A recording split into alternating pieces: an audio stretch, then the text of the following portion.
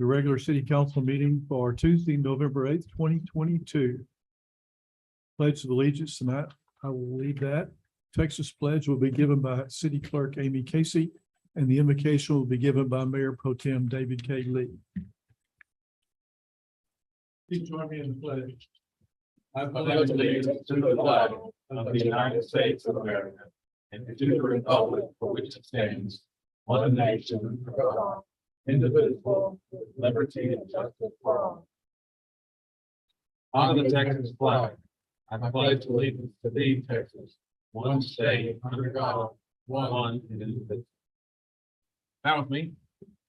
Dear Lord, we just come to you today in public assembly to come together and exercise the freedoms that we have in this country to self-govern, to work with each other in this community to do what's best for this community. And as we look at the voting this week, we know that we're exercising something that's very rare in the history of man, and we just want to celebrate it. In a time when we like to point fingers and celebrate the heartache and the challenges, we many times skip over the things that are near and dear to our hearts. So thank you for us being able to come together and work together. And as we come towards this holiday season and Thanksgiving, give us hearts to understand what around us we can be thankful for, and instead of focusing on the negative. Again, we thank you for this privilege. In your name we pray. Amen. Amen. Call this meeting to order. Item 2 on the agenda is public comment. I've not received any tonight. I always remind you that citizens may address the council on any matter prior to the meeting, and I have not received any, as I said. Item 3 is a celebration, a recognition of United Way of Central Texas, Helping Hands Ministry, Belton Senior Center, Meals on Wheels, the UMHB Food Pantry for their partnership in the distribution of the American Rescue Plan Fund Act funds. Mr. Lispy. Thank you, Mayor, members of the council. This is a celebration and something that we wanted to bring to you tonight. We wanted to recognize in this first quarter of expenditures, the social service agencies that have done such a great job in distributing the ARPA funds that the council has allocated. And so we've invited a number of them here tonight. Advance. Okay, there we go. All righty. And so we've just listed here the major groups that have received social service funding from the council, and we've invited them here and wanted to recognize them publicly tonight. And I'll just kind of briefly summarize those and ask them to stand. Representing the United Way, we have Daniel Ramos. Daniel, appreciate you being here very, very much. United Way has done an outstanding job. They were awarded $300,000 from the council. The vast majority of that was spent on a broad support program that touched 213 households with almost 600 people. There was some small administrative costs that were also a part of that, but they did an outstanding job in that work, and we just applaud them for that effort. Helping Hands Ministry, Alicia, I believe is here. Yes, appreciate you being here very, very much. And they were allocated $150,000 in this first period. Just a little over $18,000 has been spent. They purchased electric pallet jack for their food pantry and some other equipment, and then has acquired almost 600 pounds of food for the pantry. The Senior Center, Jay, I appreciate you being here tonight as well. The Senior Center was awarded $100,000, has spent about $40,000, almost 1,500 bags of groceries, and certainly some additional energy costs and staff support to distribute those food items. So a great effort there. Hill Country, appreciate you being here tonight. Ashley, thank you very much. They were awarded $45,000, spent about $5,000, a little under 3,800 meals for seniors and staff support. So great effort there, and continuing to that as we go into the balance of the program. UMHB, Rebecca O'Banion, thank you for being here as well. UMHB was awarded $5,000, has spent about $2,100 of that, and touched about 7 students, $300 per semester for 75 meals. And talking with Rebecca, she really indicated the extent of the service, small number of students, but folks who really did not know where their next meal was coming from. And I really appreciated that comment and input that that you described as you distributed those dollars. And then just a couple other items that I wanted to mention, the city's program for small business support, $850,000 that was set aside for that program. We've spent a little over 300,000 of that allocation. 67 businesses were approved for funding and 32 have been supported to date. So again, we're just in the early stages of that program, and people are complying with the standards to receive those funds.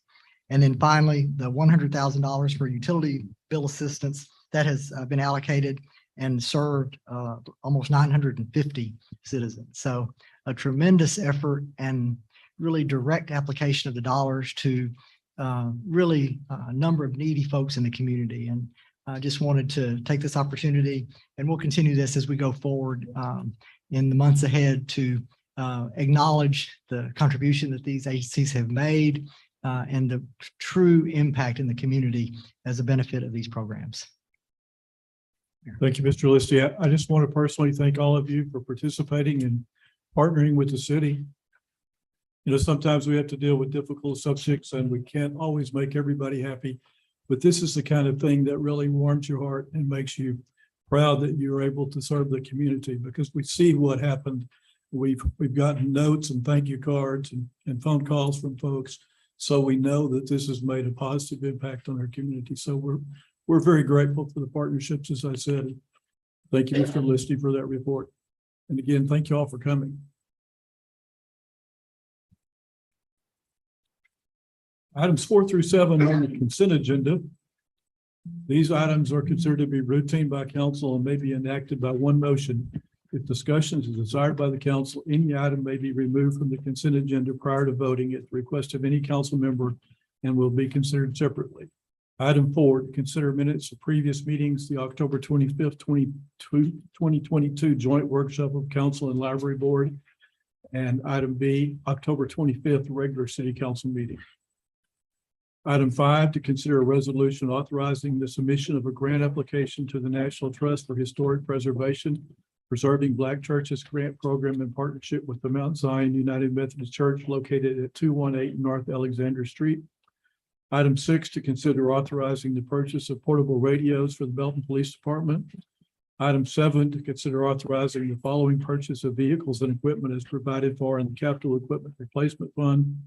A 5.6-yard dump truck for the Public Works Street Department, the 5.6-yard dump truck for the Parks and Recreation Department, and a box blade tractor for the Public Works Department. Does anyone wish to pull any of those items? If not, I will entertain a motion. I move we approve the consent agenda items for this evening. Second. We have a motion and a second to approve the consent agenda. All those in favor, please say aye. Aye. Any opposed? Hearing none, the item passes unanimously. At this time, the Belton City Council will recess the regular city council meeting and convene a meeting of the Belton Employees Benefits Trust. Item number 1 under that, call the meeting to order. Item 2, to consider minutes of the City of Belton Employee Benefits Trust meeting dated November 23rd, 2021. And you've received a copy of those minutes. And item 3, to consider action awarding contract for employee insurance products. And Charlotte Walker has a report on that. Minutes. I'll make a motion that we adopt the minutes presented in the packet. Second. Motion and a second have been made to approve that. All those in favor, please say aye. Aye. Now, we will move forward with Charlotte Walker. Good evening, Mayor, Council. It is time for us to begin our 2023 open enrollment for employee benefits. And so to do that, we need to award contract to the providers. Andrew Wheeler is here for PEM International, and he is our benefits consultant, and he will give you a brief overview of our process so far. Good evening, Mayor, Council. My name is Andrew Weger. I am a senior account executive at Hub International. I want to appreciate you all letting me be here this evening to provide you an update on the January 1st renewals, your medical renewal with Scott and White, as well as your other benefits.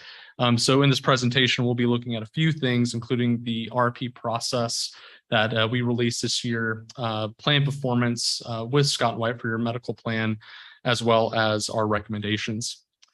So as I discussed before, this year we did release a RFP for medical insurance. The reason for that was due to the city's loss ratio exceeding 100%.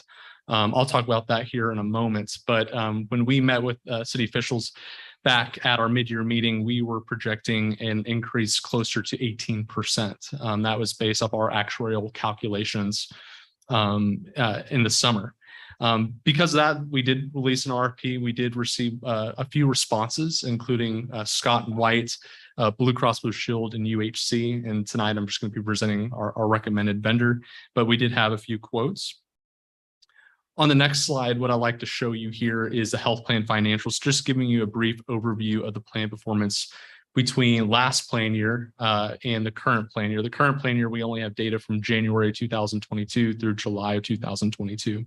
A lot of numbers on this page, but ultimately we show the date, the subscribers, that's the amount of active employees enrolled on the health plan. We do show the medical claims costs, the prescription claims costs, the total costs, and then the premium costs by month.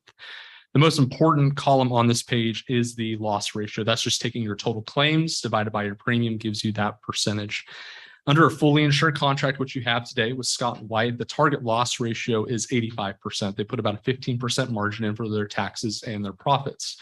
As you can see, for last plan year, though, the city was running at 114% loss ratio. What that's telling us is that Scott and White was actually losing money off the city of Belton last year.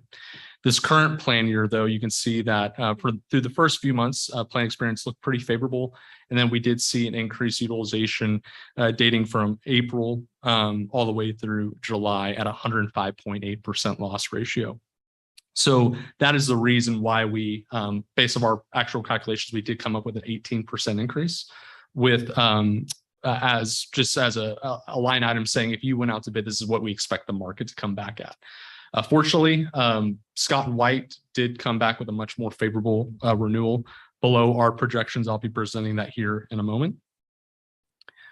On the next slide, what we are showing are the 2023 proposed Scott and White medical benefits. These plans have been in place for quite some time. There are 3 plans being offered to active employees, 2 PPO options, as well as a high deductible health plan option. That is a HSA plan, that right-hand column. I show by deductibles, out-of-pocket maximums, as well as coinsurance levels, and then copays for ER, PCP, or primary care physician, urgent care, and then also prescription drugs. We are not recommending any plan design changes to the 3 options that are offered. There's only one change that has to be made, that is highlighted in red for the HSA plan. As in 2023, the IRS minimum deductible for an HSA plan is set at $3,000. Today it's set at $2,800. So just a $200 increase for employees enrolled in that plan. But all the other plan designs will remain as is for the 2023 plan year. When we start looking at the proposed rates here on this page, you'll see we do show the financials by employee only, employee spouse, employee and children, employee and family. Working to the right, you can see the enrollment by plan. Most of your employees today are enrolled in the PPO2 plan. That is the richest plan out of 3 that it's offered. It's a $500 deductible plan. So 90 employees are enrolled in that plan. There are 31 employees enrolled in the PPO1 plan, and then 26 employees enrolled in the HSA plan, with a total of 147 subscribers. Columns 1, 2, and 3, those are the total premiums by plan. So as I stated before, that $500 deductible plan is shown at PPO2. That's for employee only. It's at $594.12. But the total annual premium working down the page is about $1.3 million. That's the total premium. That's employer plus employee premium total there. In columns 4, 5, and 6, these are the renewal rates presented from Scott and White. As I mentioned before, we were projecting closer to an 18% increase. However, Scott and White came in at a 4% increase, so well below Hub's projections. When we looked at the market quotes with Blue Cross Blue Shield and United Healthcare, their quotes were actually closer to 20%. That's right in line with where our projections were at. But Scott and White has been a partner with the city for over 5 years, dating back to 2017. So that played a significant factor, keeping that long-term partnership in place. And also the reason for the 4% increase is they believe that some of this risk that's on the plan currently may be coming off the plan in 2023. So a 4% increase, that represents a $52,000 increase to the overall liability for the 2023 plan year. Another note to make on this page at the very bottom right-hand side of the page is through their best and final offer through our negotiations. Scott and White is presenting a 9.9% rate cap next year, meaning that if your loss ratio was running at a 150% loss ratio next year, for example, the highest increase that they present the city is a 9.9% increase. So that going into next year, you can kind of budget around that in knowing that 9.9 is the highest increase that they'll present. Then also they're presenting a gain share opportunity for 2024, meaning that if the city does run better than an 85% loss ratio, the city is eligible for some rebates to be returned to the city. So better performance, rebates would be returned to the city. So those are two things that we were able to negotiate for the city through the RP process. So on this next page, we're just putting our recommendation to renew with Scott and White with the 4% increase or $52,000 increase to total premiums. With no plan design changes to the PPO plans, the HSA plan will see a slight increase. We talk about our projections at mid-year at an 18.7% increase. And we're not making any recommendation to move at this time due to uncompetitive quotes from the market. And then I also talked about the rate cap of 9.9% and also the gain share of for 2024. And then there are other policies or programs that are currently offered to employees: dental, vision, life, disability, health savings account, and employee assistance program, voluntary worksite, and then voluntary identity theft protection. The good thing about these plans are all in rate guarantees this year, meaning that we did not have to bid out any of these lines of coverage. They're just going to automatically renew the same coverage and the same premiums. So the only thing that's changing this year is medical in terms of rates, but all the other policies that are offered to employees are renewing as is for 2023. And that is all I have this evening. I'd be happy to answer any questions you may have. Thank you, Andrew. Questions or comments from council members? Just a couple. So post-COVID, during that period of time, there was a lot of pent up, like elective surgery, elective things that happened. So they saw a positive year the prior year, probably because they did not have as much people anyway. And so this next year was kind of like a wave, right? So correct. And my assumption is if you're doing this, you probably saw similar things with other plans across the board with all vendors. We did see a significant dip, and like you said, that pent up demand where everything was really closed down. No one was going to the doctor. We really saw that with dental as well. No one was going to get dental work done. But in end of 2021 into 2022, we saw a significant increase in utilization. Across the board. Across the board. Okay. So if you level it out, it's not like they're being good to us, right? But they're also recognizing if you flatten it out, it's probably correct in the range of what we would be doing. Okay. That was my question. Anyone else? Thank you very much for your work on that. When I heard that comment about an 18% increase, it certainly was a bit scary. So 4% sounds much better. So appreciate your work. Thank you so much. Thank you. At this time, we will adjourn the City of Belton. I move that we award the contract for employee insurance products that was just presented. Second. All those in favor, please say aye. Aye. Any opposed? Hearing none, the motion passes unanimously. Now we will adjourn the Belton Employee Benefits Trust meeting and reconvene the council meeting. Item 8, consider approval of funding for employee insurance contracts awarded by the Board of the Employee Benefits Trust and authorizing the transfer of funds from the city's operating funds to the Employee Benefits Trust account. Mr. Rogers. Mayor and council, after receiving word of a 4% increase to health insurance premiums, Management and staff work to develop a competitive benefit package for employees. The recent compensation study that we did in 2021 rolled over to 2022. In that study, we actually asked other cities to share their ratios of employer-employee contributions towards insurance premiums. For example, the median ratio of employee plus family coverage of those that we asked was a 60-40 split for a PPO plan and a 65-35 split for a high deductible plan. That's what the market was, if you will. So using that compensation study and then information provided by our benefits consultant as a guide, we modified our ratios to basically reflect the market. In other words, just like a compensation study provided comparable salaries, market salaries, we feel it's our responsibility to make sure that our health insurance is also within the market, that we're not way out of the market one way or the other in too generous or too stingy. So although the premiums increased by 4%, the amount that will ultimately be paid by the city really depends on what folks enroll in during the open enrollment period. I can't give you exactly what that number will be at this time. The fiscal year 23 budget included $1,389,000 for health insurance costs, and that was assuming a 15% increase in premiums at that time.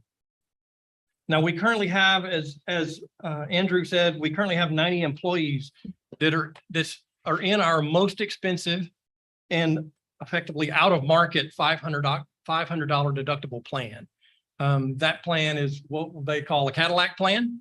And so what the plan would be is to make that less desirable for employees, that those employees would move into our $1,500 deductible plan or into our high deductible plan. So if employees choose to do that, actually both the employee and the city would save money because everybody is getting out of that very expensive plan. So with those changes, we could see an actual decrease, the city could, to our health insurance premiums by the $50,000 to $100,000 by people coming out of that Cadillac plan. So management recommends approval of funding for insurance plans for 2023. I'd be happy to answer any questions. Questions for Mr. Rogers? Just so I understand, for employee-only dental, there's no employee contribution at all? Employee-only dental? If I'm looking at a little graph here on the I chart. believe so. I paid attention to health insurance, I'll be honest with you. I probably have it. Shows a 0. Monthly employee contribution, pay periods. It's either The standard no employee cost for 2020 standard coverage, yes, for 2023. so So 0 for the employee on the dental, for the low plan, for dental, and for the plus plan, it's 17 cents. Correct. 17 cents a pay period. so That's ridiculous. So it's a bargain. I will say this. Everyone will take everything that's free. Right. No one will manage That's what is, true. yeah, no one. And so we did self-insured for a while and I managed all the data. And I found on dental, that's a moneymaker. Because most people will go once or twice to get a cleaning that if you were to just pay out of pocket, it was like $60 to $100. And so for a person that does that typically 0 to 1 times a year. And then if you look at the dental insurance, 50%, it's going to be like if you actually go in and actually have to have crowns and all that stuff, the insurance really isn't that good. It's really more of a maintenance than it is a true insurance. And so I think it would be better, in my personal opinion, that it was $14 a month employee only, that you decrease the health insurance by 14 and put that 14 back in. And so people can manage it. Because if it's 0, you're going to 100% spend every penny of that. It will not be managed. Yeah. If it's something more than 17 cents, people will think about it and go, you know what? I think, I looked at it last year. I think I'm just going to pay for dental out of my own pocket because that insurance wasn't that good. But I'll take everything free. Just $0.02. No, and you're correct too. And that same thing that was applying to our health insurance plan as well. We have, because it was zero cost to the employee for the Cadillac plan at the $500 deductible. That's, and it was zero cost for the $1,500 deductible. Where do you think they Yeah, you go went? to, All 78 employees went to the low plan. Yep. So as we created the cost share, it's not for that $500 deductible plan. It's no longer zero, 100% employer, zero for employee. It's now in that rich plan, it's 51% for the city and 49% for the employee. Again, the desire, it's still zero, 100% if they go to PPO 1, it's still 100% city if they go to, which is the $1,500 plan, or still zero if they go to high deductible. it's just, But yes, the we're doing base that. insurance, the base insurance for employee being zero is pretty standard for a lot of, and so I think, again, that zero, because we want them to have the base medical. It's just some of these other add-ons that, even life insurance, like in some positions, you want to have life insurance, but some, you want to have some skin in the game on those optional insurance. So that would be my And personal. what caught my eye, my son asked me to review his benefits. And so he's a single individual down working, and this dental $8 a month. The employer pays the rest of that. And I think some commitment by the employee is important, helps with usage and non-abuse, and not everybody just signs up because it's free. So I think maybe We something can- to review. And We can certainly make that change. I have a little different perspective just from having done this in our own office, and I'm a nonprofit, so it's a little different, but the fact that we're covering some of those extra things was a huge attraction for retention for our employees as well. I don't know how it impacts the family piece of it, but for dental, for us, it was more about the kids as well too. But that dental vision especially, it just wasn't that much of a cost to us, and it was a benefit to offer in a time when it's a little hard to retain good employees. Well, and I'm not in for trying to save money. It's just how we distribute it. So if it's $21 additional to have the family, and if we can drop that by $8 or $12 and whatever it is, just kind of distribute it to where you've got some skin in the game at the base level on optional coverage. Again, the intent here is not to then take anything away. take anything away. It's just distribute it in a way in that it incentivizes the right way.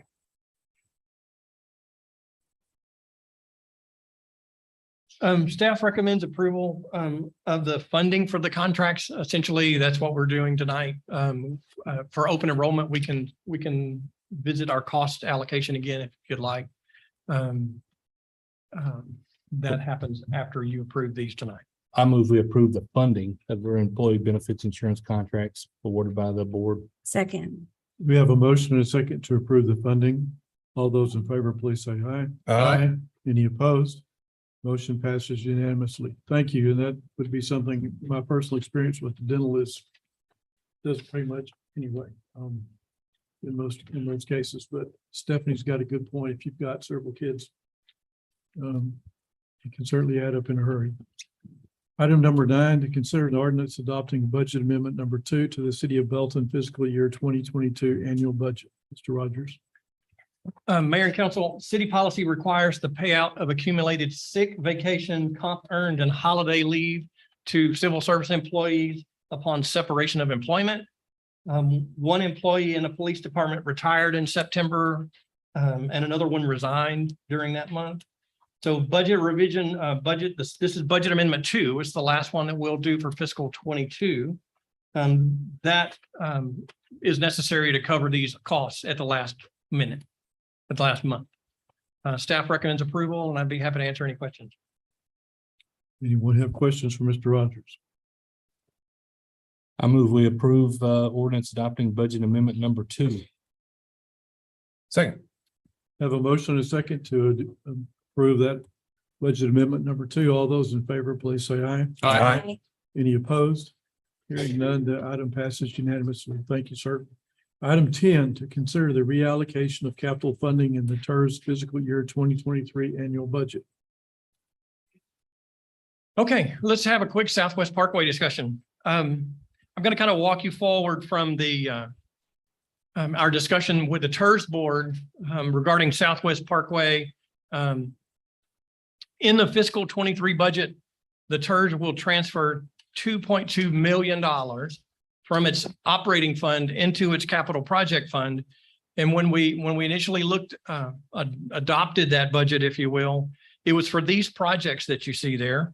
It was for 1.2 million was for Connell. I'll talk about that shortly. $750,000 for Southwest Parkway, and then $250,000 for the Lena Armstrong Library. So on August the 2nd, you'll remember we were having these discussions about Heritage Park and the funding shortfall for that. It was $820,000 short for phase 1. And so we went to the TERS board and asked them if we could use $750,000, that Southwest Parkway money you see there, repurpose that from Southwest Parkway to Heritage Park. The board agreed to do that, but they did so reluctantly, and you'll maybe recall that conversation with council, because they were worried about taking money away from Southwest Parkway because it's so vital for Justice Center complex circulation. So then we brought that to City Council on August the 23rd, and City Council decided instead of doing that, that the Water and Sewer Fund should pay for the water and sewer infrastructure within Heritage Park, and that totaled $454,000. So instead of needing $750 from the TERS, we only needed $366,500 to get Heritage Park funded. And so then you ended up with, the TERS did, with the still 2.2 million, but now that's made up with 1.2 for Connell. Southwest Parkway had 383. And then the 366 for Heritage was kind of added in there. So just to give you an idea, Southwest Parkway, that's the project we're looking at. It's been in our CIP. That Southwest Parkway is a $1.9 million project. That project's already been designed. It's ready to go, but it still needs $1.4 million to get that job done. And that's our estimate. Current estimate. Hopefully it'll still be around 1.9 million. So essentially we're $1.4 million short for Southwest Parkway. Again, this is another picture of the circulation around the Justice Center and how vital those roadways are. Hey, Mike, real quick, Yes, sir. you went through that pretty fast, but we needed 750,000 for Southwest Parkway. We went to TERS, they came back, and then we decided to do the 454 and 366. Correct. That's like 8 something. Yeah, we were 820 short is where we were short in total for Heritage. There was gonna be 750 from TERS and 70,500 from water. Sewer. Okay, Water perfect. sewer. Thank you. Correct. Trying to keep up. No, that's okay. I'll slow down. So essentially then, you remember we had $1.2 million in the budget for Connell. We applied for a raise grant because that's a $9.4 million project, Connell is. That raise grant was going to pay for 80% of the construction. The $1.2 million that's in the budget for Connell was essentially the cash match for that grant. Well, what we found out on August the 11th was we were not awarded that raise grant for Connell. So that essentially frees up the $1.2 million that we had budgeted for Connell. Instead, we could use that for Southwest Parkway. So what we took back to the TERS board was the idea of taking that 1.2 million that was for Connell. That project's just going to have to linger for a while until we can find enough money to pay for it. It's just too expensive without grant funding. So if we take the 1.2 million for Connell and instead apply that to Southwest Parkway, now I have $1,583,000 for Southwest Parkway, which is enough to get that project started. Let's go turn dirt and get it done. The TERS board approved that idea at its meeting, I think on November the 1st, the meeting was. Council, we're bringing this to you tonight, kind of as an update, but just to kind of close that loop and ask you to approve that same kind of allocation. Staff recommends approval. Thank you, Mike. Questions or comments from council? Want to thank David and Craig both for serving on the TERS board, and certainly our appreciation to the county judge and the county commissioners for being so cooperative and helping us move forward on the project. Yeah. I'll just say that this is very top level. This was probably 3 to 4 meetings Yes, it was. regarding this one and what we should do and how we should do that and working with the county. And so we felt that this was the best use of those funds at this time, realizing there's some things like I mean, there are other projects. There's a long list of projects. And so those are still in future years, but these are the ones that we felt recommending for this year's funding. TERS feels good about it. Yeah, both the county and the city felt good. This was not, I don't think, the first thing that we looked at. It was one of those, but yeah, this is the one that especially there around all the growth along Loop 121 and the Justice Center. That's where the bulk of this. I like with the change that we kind of had to make before and the concern about not being able to do Southwest Parkway, the fact that we can now do this and accomplish Southwest Parkway is a good plan. Can we make a motion? No increase. in Yeah, I'd like to budget, make them, I No know, are you increase in going to budget, say it's something, just, Sam? reallocating the money basically Right. to Southwest Parkway to Right. higher priorities. And it's great partnership too with this county. I'd like to make a motion to approve item number 10 as presented. Second. We have a motion and a second to approve item number 10. All those in favor, please say aye. Aye. Any opposed? Motion passes unanimously. Again, thank you all, David and Craig, for your part in that, and the commissioners were very supportive Monday at the commissioners court meeting. So That's good news. it's great to have the cooperation between the county and the city on these projects. Item 11 is to hold a public hearing and consider adoption of an ordinance approving the proposed extension and boundary expansion amendment to the City of Belton Tax Increment Reinvestment Zone TERS number 1. Mr. Listy. Thank you, members of the council. Again, exciting project to bring forward to you tonight after quite a bit of extensive work on this particular project. As you all are very familiar, the TERS has been an incredibly successful tool during the last 20 years. It's helped facilitate a number of public improvements that you see around the city: streets, utilities, trails, the creek, facade improvement grants downtown, the shared use path and public buildings throughout the city. So it's been a very, very successful effort. What has occurred over the last couple of years is our effort to look at what comes next. The 20-year term of the TERS is coming to an end.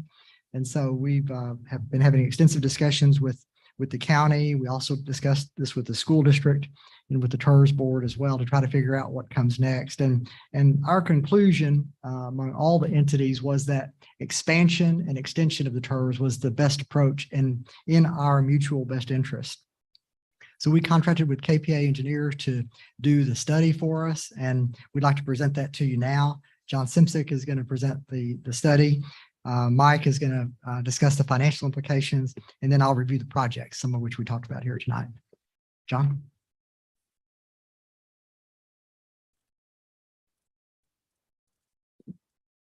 Good evening, Mayor and Council. Appreciate being here with you this evening.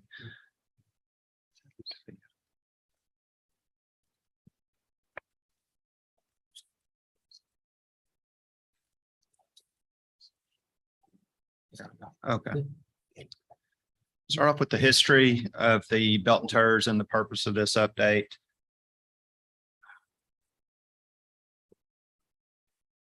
What am I doing wrong here? Somebody's moving the mouse around on here.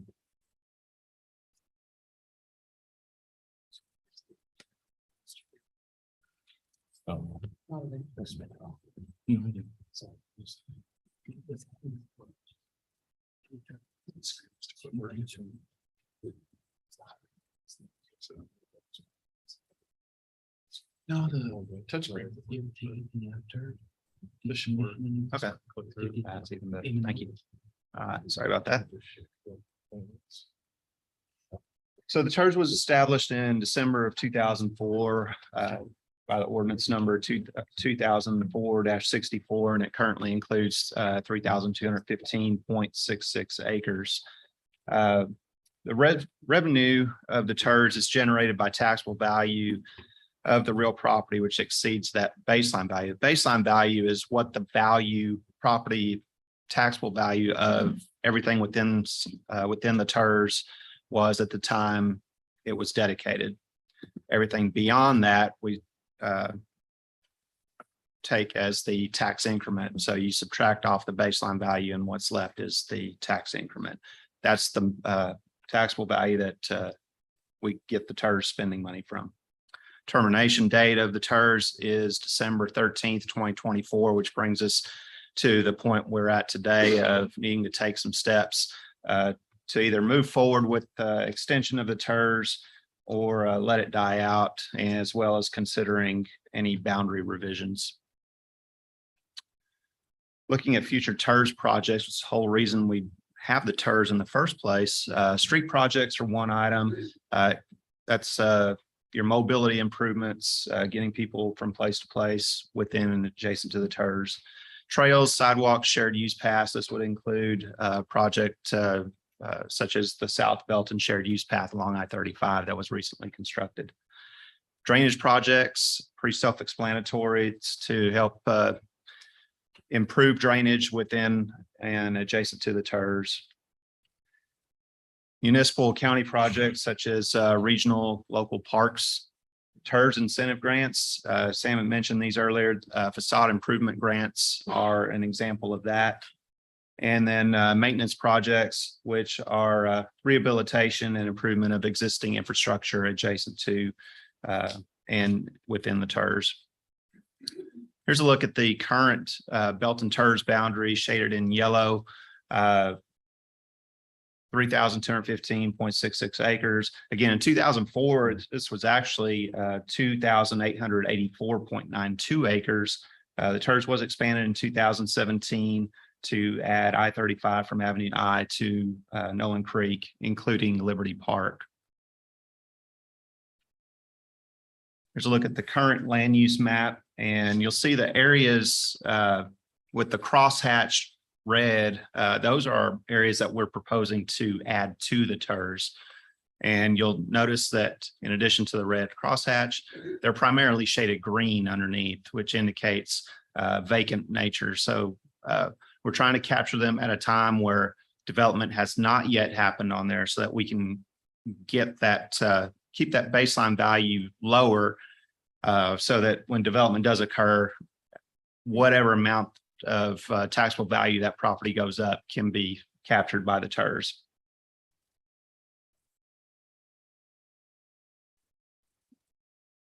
Now here's a graph showing the property value growth of the TERS since its inception. At the far left, the red line showing the total value. The bars are showing the percent growth by year. So starting from the far left, that lowest number is roughly around $62 million. That number in the far upper right represents the value now, which is roughly $370 million. So we've seen that value grow by over $300 million over the last 18 years. Another item to note, will come up a little bit later in the discussion. 17 out of 18 years, the TERS has seen growth rates of 5% or greater, which is pretty impressive. I did notice that in the information we had, there was a 3.5% annual growth rate used. And yeah, and Mike will talk about that in a little while. And that was what I wanted to point out. 5% has been pretty steady and pretty common, 5% or greater. And so the 3.5% that we settled on in studying future growth rates of the TERS, we felt to be very conservative so that we don't over project our funding going forward and end up having shortfalls on funding for projects. Yep. We'll talk about it in a second. Yeah. I'm buying my little. Yeah. Don't worry, we've got plenty of projects to spend the money on if it's there. Cumulative revenue since the inception, and as you would suspect, when you start off at that baseline value of the TERS, around 2006, it slowly grew. So you had about 123,000 that first year. And then each year you can see the cumulative value growing to the point where by 2022, the TERS has seen a cumulative revenue of over $17 million. It has spent approximately 13 million of that on projects to date. And comparatively, if you're looking from a year-to-year growth, from 21 to 22, the TERS captured almost $2.5 million. So it is accelerating as we move forward. All right, so then one of the things we studied in this process was a boundary expansion analysis. When we do that, we review the City of Belton future land use map, understanding that properties may only be included in the TERS if they're located within the Belton city limits. We identified undeveloped properties in commercial, retail, industrial corridors. This would be like your I-14 and I-35 corridors. And a key thing to note here on item 4, minimize the addition of properties currently classified as single family. There is a rule, state law, that single family taxable value can comprise no more than 30% of the total taxable value within the TERS. Currently, we're sitting probably around 28 to 29% single family residential within the TERS. So we had to be real careful going forward that we didn't include a whole bunch of single family developments in the properties that we proposed to add, because we did not want to tip that up to higher than 30%.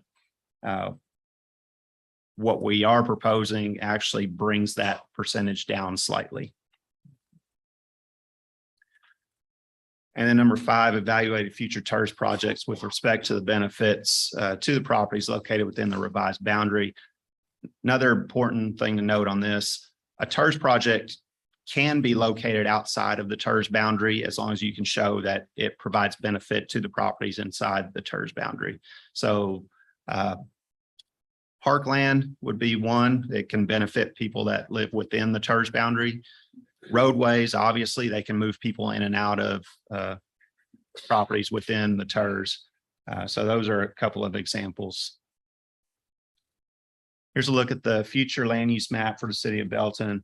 You'll notice along I-35 and I-14, there's a lot of pink shading. Those represent mixed use and commercial, dense residential, multifamily, shopping, entertainment, et cetera. Those are the types of properties we're targeting to add into the TERS. Blue, you'll see a couple of bubbles of blue also in those same corridors. Those represent lifestyle type developments, which would include retail, restaurants. The yellow, varying densities of residential, could be single family, could be multifamily.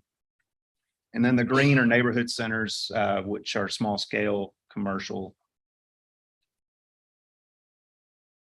Here's a look at once we added in those properties, what the revised TERS would look like. It would expand to 4,384 acres. Looking at a little zoomed in view of each of those 4 quadrants. The first one would be along the south side of I-14. On the far left is FM 1670, both sides of the road. And then on the far right, where it comes down, would be along Loop 121. One question you may ask is, well, why did we not include the north side of I-14? Reason being, that's a lot of developed property right along that frontage of I-14.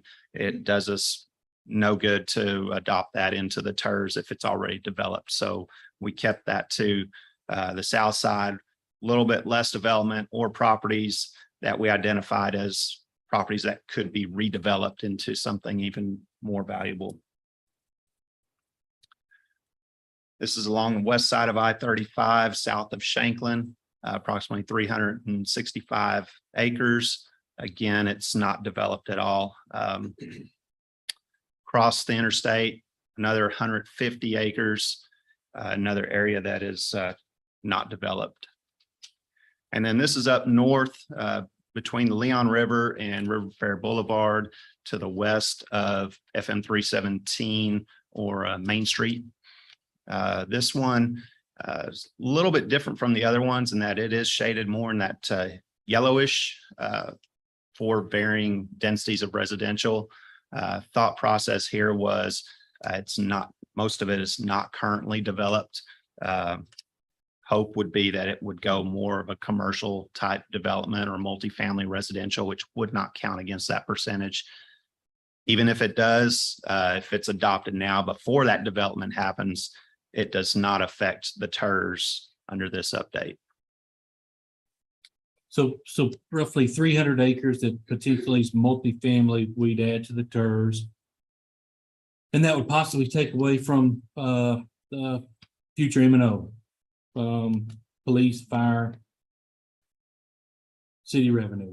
And while I understand the benefits of the TERS and a true believer in it, glad we're extending it, I do question a little bit of the boundary and acquiring so much at once. If that can be piecemealed in or just better time to do it all at once. But I do worry about the huge increase in our TERS boundary and being able to maintain our salaries, benefits, payroll, police and fire. Certainly a legitimate question, and we certainly talked about that as a staff and with the consultant and with the TERS board as well. It's a balancing act to try to capture what we see, future potential development. But obviously there is that trade-off, recognizing that what goes into the TERS would not be available for M&O. And we'll show you a little bit more detail in a minute about the acreages and the values and what we project to come from these areas. And again, a lot of the projects that are possible are things that, could be spent out of the TERS that we would not have to do bond issues for and all. And But clearly, I guess the M&O thing that really is an- piques my interest the most is that most of these properties are ag now or just raw Some- land Some of them and, are. and would go to really some significant development. And so a huge windfall for the city when that development comes. Well, and that's why the TERS, you've seen that, is it's not only a windfall, there's layers to it, right? So what happens is you put something like this as an example. A lot of developers won't want to develop something like that because it doesn't have water and sewer and the infrastructure and the roads, so they don't want to do it. The TERS now has the ability to, based on the future, instead of them coming in and doing a MUD, right, where they're going to tax the people in that area, we're basically able to project what the growth of that area is going to be, accelerate the spending to now and borrow against that 3.5% growth. So what we're doing is we can now use that as a revenue to generate and spend that money. And not only, it's like a 401k, not only are we going to be spending the city money to do it, $100, but we're also going to bring $50 along with the county. And so we're actually going to multiply our effectiveness there. And it helps the county because there's a lot of these exterior areas that we've identified that help really build the infrastructure in areas that would now, because of legislature, the county would have to carry that burden. Another thing it allows us to do is, because the county has got such a number of square feet in a high value area downtown, it allows us to use this money to help leverage them, that if they wish to vacate a building downtown and move somewhere else, we can use TERS funding and then return that money back into M&O. So there's a lot of layers to this. We've kind of gone through a lot of it. Also, the thought is this potentially could be a residential mixed use with commercial, with a payway or whatever, because it's near the river. There's a high density around it there's not really anything like that except for 2305, but this might be one step above that may be more than just houses. So I appreciate that. And I love the analogy of the 401k because you're putting a lot of your growth money into your 401k, rat holing it.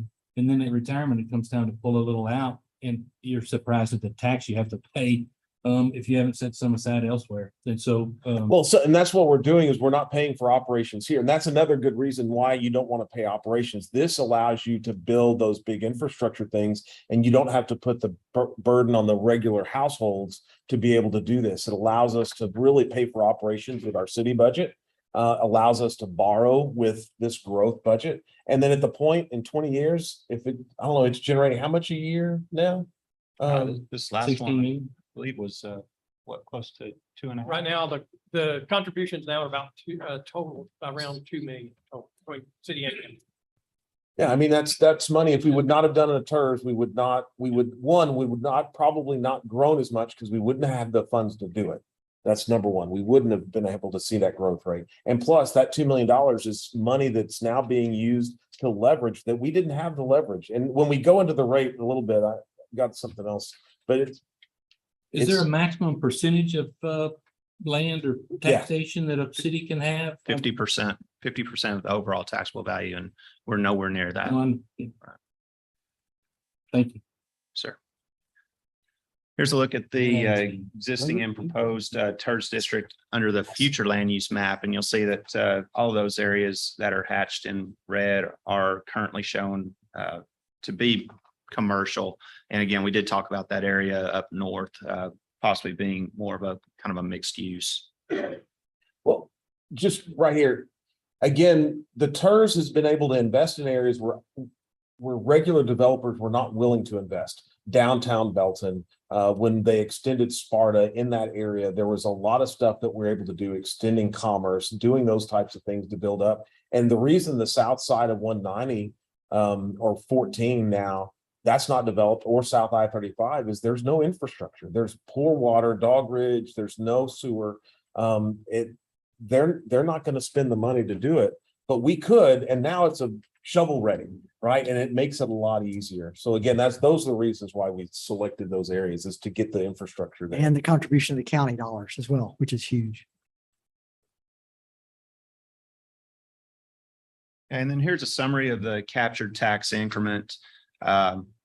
Under the existing TERS boundary, you'll see that captured taxable value in 2022 sitting right around 306 million. But under the revised TERS boundary, it would be closer to 323 million. So a nice bump there. Below that, we broke out those 4 areas proposed to be added into the TERS. You can see their respective acreages as well as the captured taxable value. One thing you may notice, West Loop 121, I-14, FM 1670, it's got a captured taxable value of roughly 15.5 million versus an area that's approximately the same. The one along I-35 on the west side is only 84,000. Reason being, there's a little bit more development along that I-14 corridor.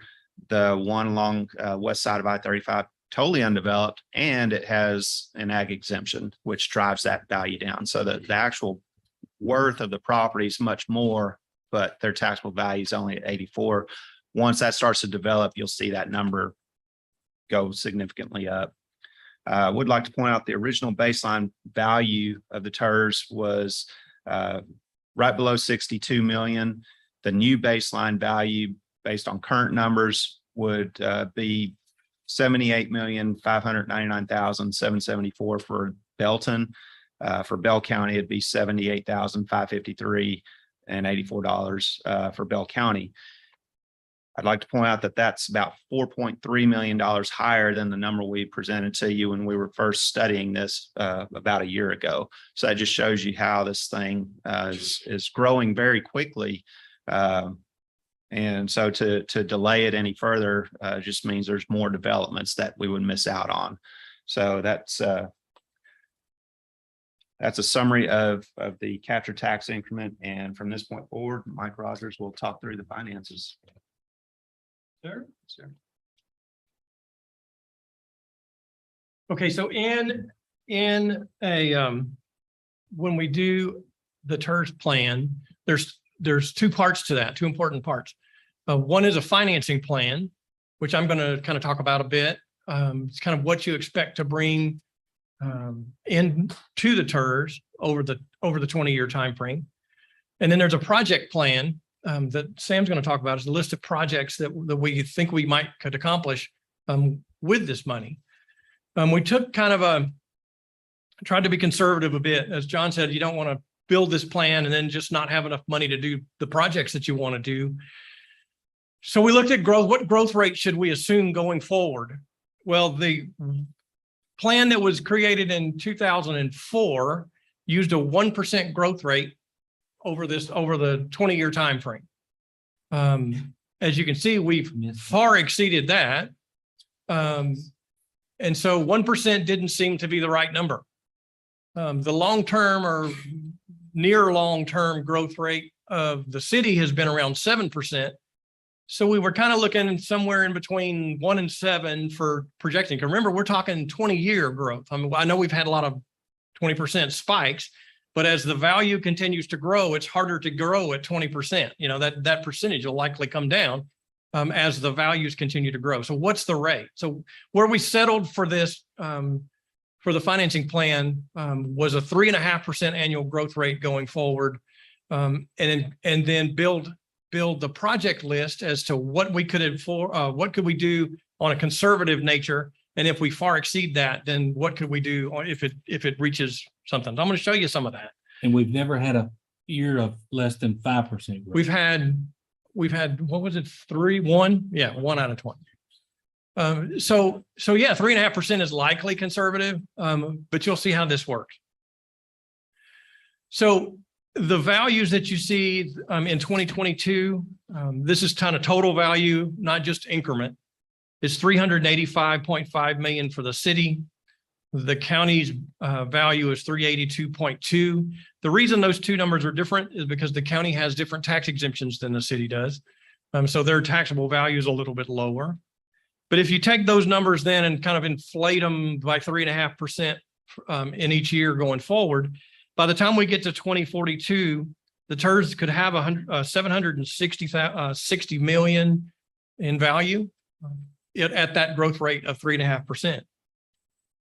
So what I wanted to show you then is what would it look like on a contribution basis of that? So if the TERS grew at a 3.5% growth rate, the blue columns you see there are the county contributions. So county contributions would start at about $1 million in 2023, and they would grow to just over $2 million in 2042 at that 3.5% growth rate.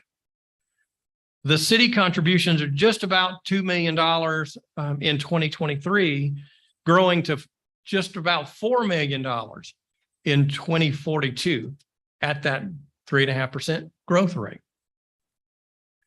The revenue that would bring in on a cumulative basis, you would see that if at a 3.5% growth rate, we could end up with almost $90 million in total revenue in the TERS by 2042.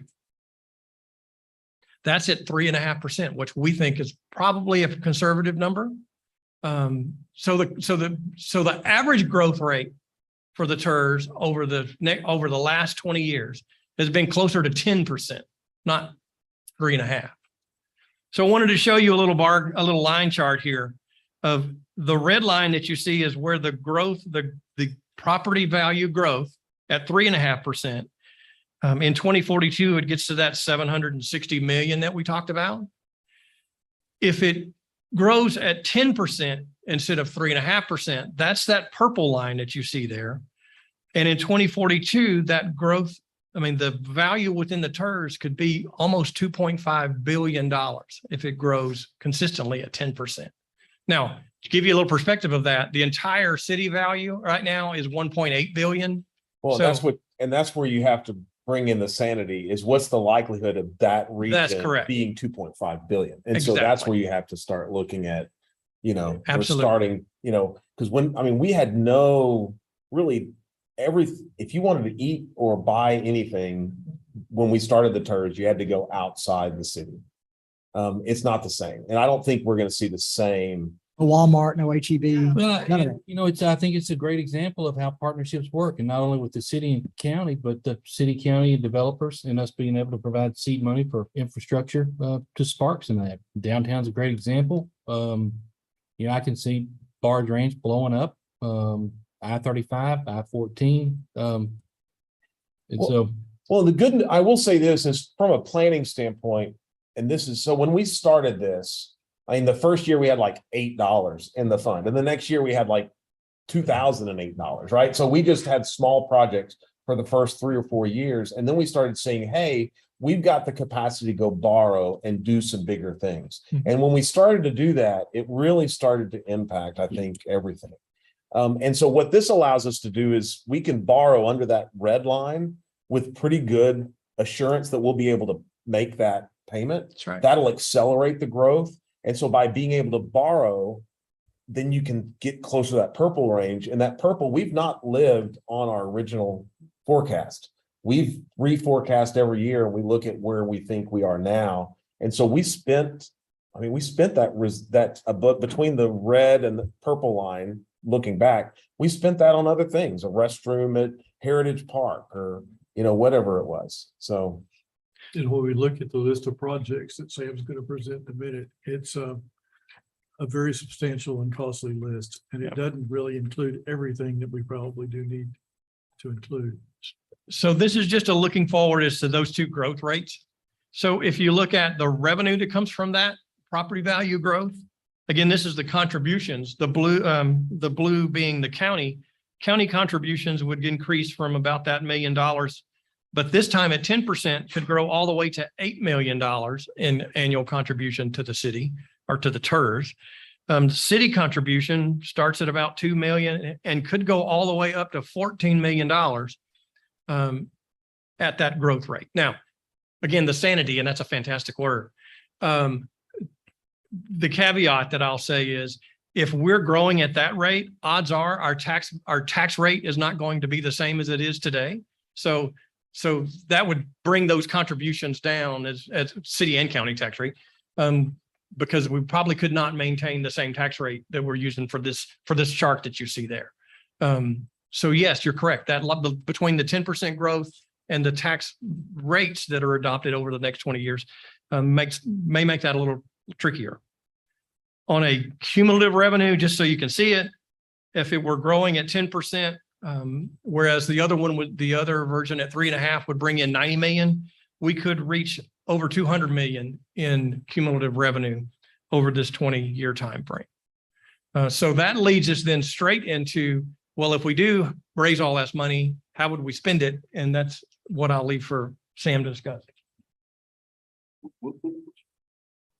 All right, as Mike indicated, the key components of the plan are the project plan and the financing plan. And so we come up with an estimate of how much money is likely to be generated, and the 3.5% gets us to this number, about $90 million. And so we worked to develop a project list that would utilize those funds. And what we've done here, remember, this is just a point in time.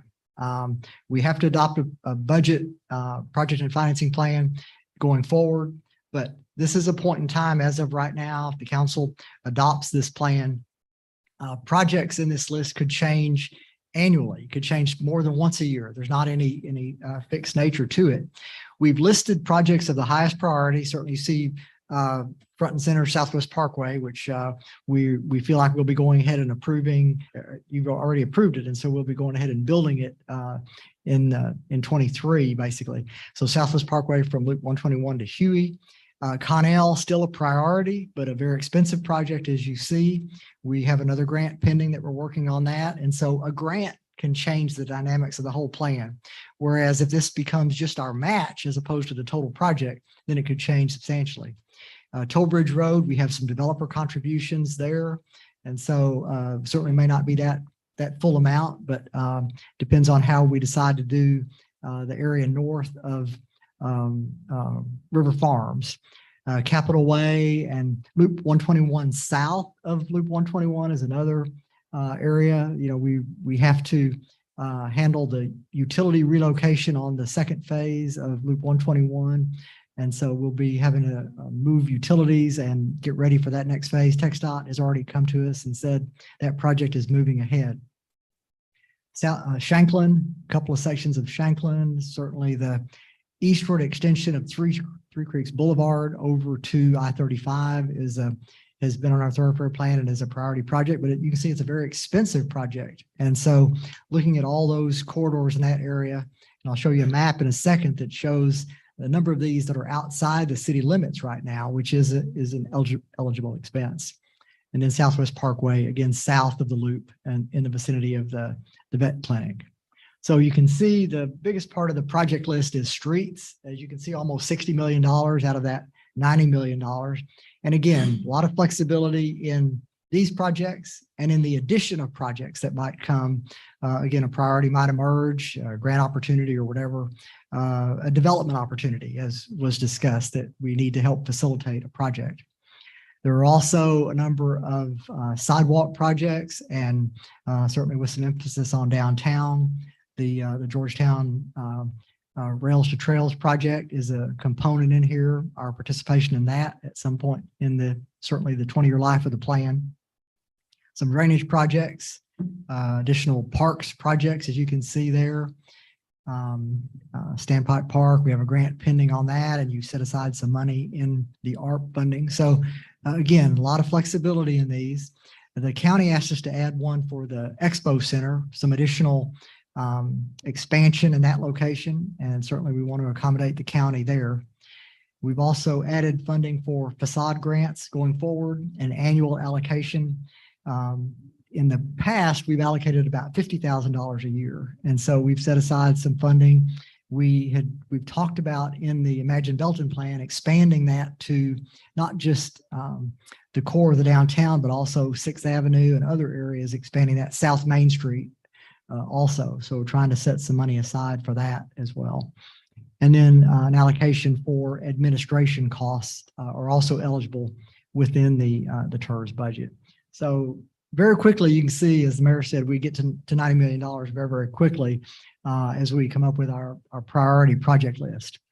We've also put together a secondary project list of other items that are that may shift over to the high priority list as things emerge.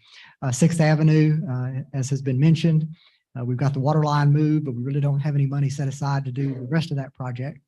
Wheat Road extension from Sparta up to Red Rock is another project that we've talked about, and extending that along Duns Canyon Road at some point in the future. Rockingham outside the city limits, but our responsibility. Mesquite Road, another project in the vicinity of the county complex.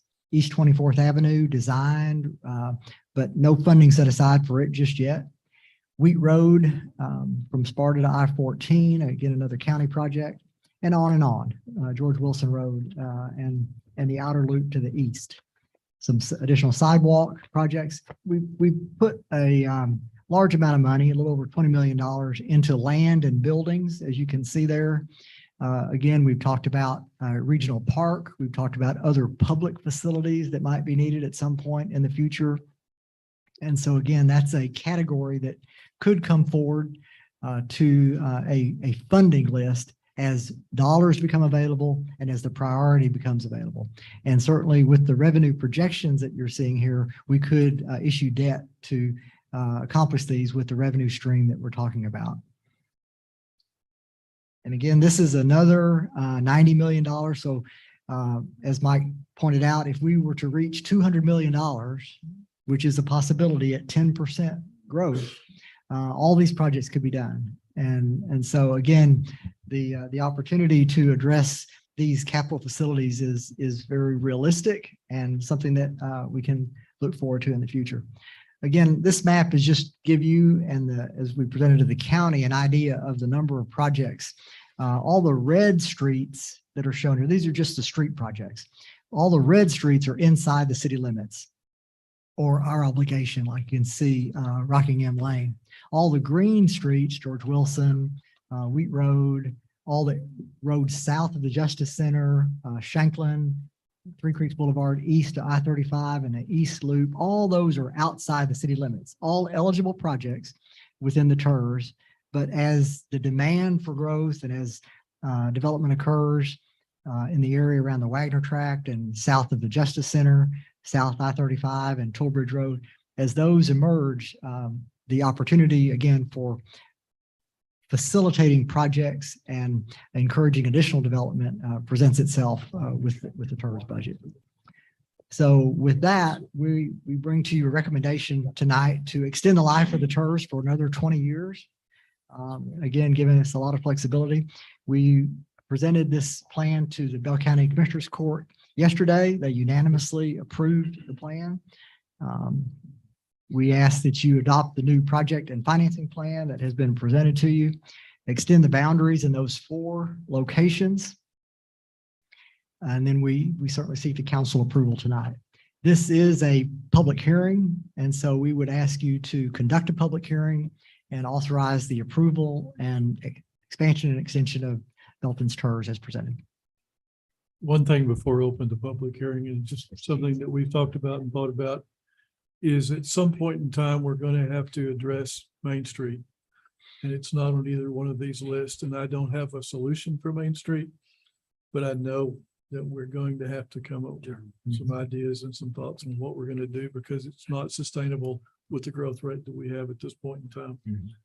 At this time, I'd like to open the public hearing. If anyone wishes to speak for or against this. Hearing none, I'll close the public hearing and turn it over to council for consideration. I have a few questions, Okay, clarification questions.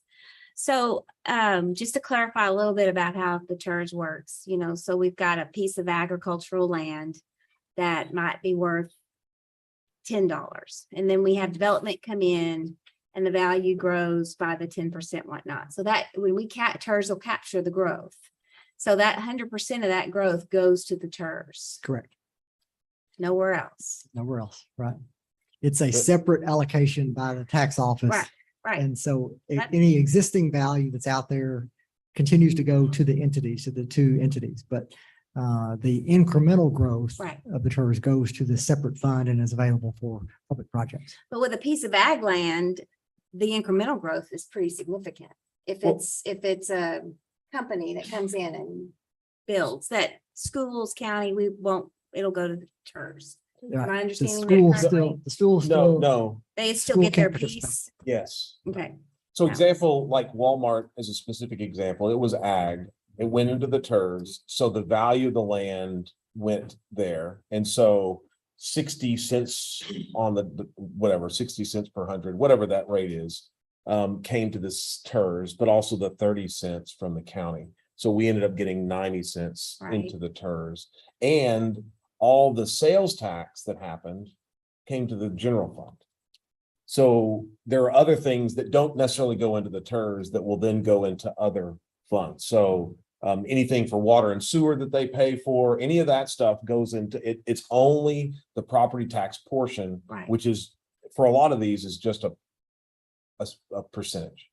And a great example of that would be the Wagner tract that is identified on the map, and it's ag now, but I mean, a distribution center, something pretty major, come in and buy that whole tract, and that property value go from, That's the advantage or $100 the to beauty of trying to million. capture this before that development occurs.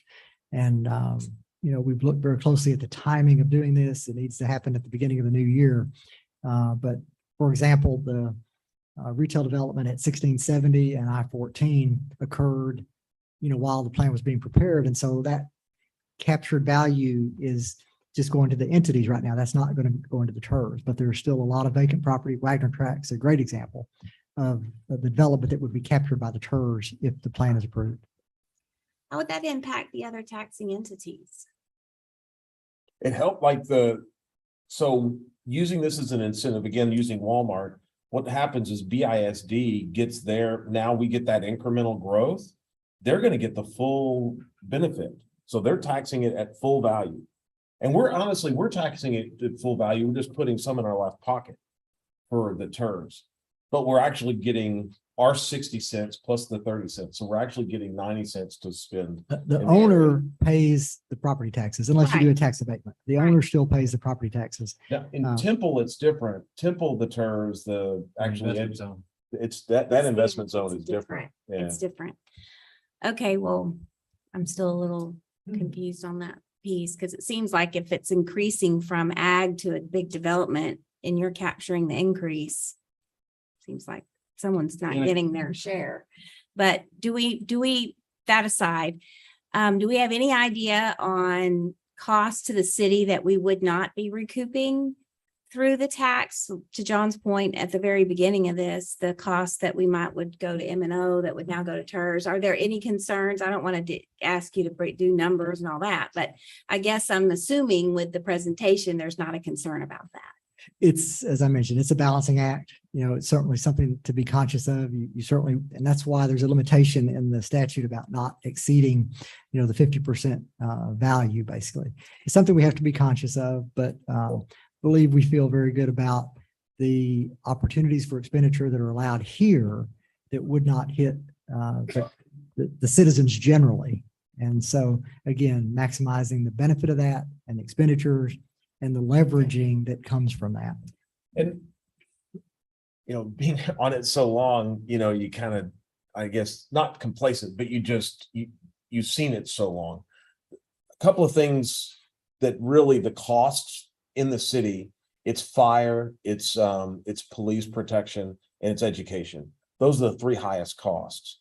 And for the most part, our TERS are not high users of education, fire, or police. I guess you would say shoplifting at Walmart, but a lot of the developments are, you know, restaurants and car washes and all of those things that aren't really driving, you know, the people are driving on the streets, but they're paying taxes through their other. So if you start supplementing residential development, you starve your police, fire, and education, but we're not doing that. We're trying to identify areas that we think are going to be more commercial growth, which typically don't utilize the services that they pay for. And keep in mind too, that this plan, the financing plan can be, and the project list can be amended at any time. Every year. So if it gets, I mean, all of a sudden growth is 100% a year and it gets out of hand, we can let go of property, and just like we can, instead of adding property. And then that value goes back to the city. So you can recover if it gets out of hand by taking away property as well. Well, I'm all for, I mean, I was around 20 years ago, actually, part of the conversation. It was actually called a TIF at that time. And so it's a great economic development tool to have in your toolkit. I think it's a wonderful, wonderful thing to do. I think just considering some of those expenses, but knowing that you all have that. Knowing that we can change the projects and plans at times, because I would like to see more money, having done some facade type work in Belton and downtown Temple. It costs a lot, and I would love us to consider a higher amount for those projects, especially with Imagine and Belton coming down the track and some of those things. Some of the incentives that we're looking at in the Imagine Belton plan update. So do you need a motion? Are there any more discussion? Anybody else have questions or concerns, comments? If not, I'll make a motion to approve item number 11 as presented. Second. have a motion in multiple seconds. All those in favor, please say aye. Aye. Any opposed? Hearing none, the motion passes unanimously. Again, thank you for the work on the TERS, and thank you all, and this meeting is adjourned. Visionary thing this council. That's been a while. Be killing you.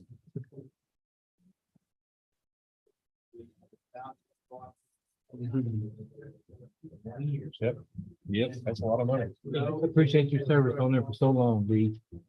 Really. 20 years? 20 years seems like a long time ago.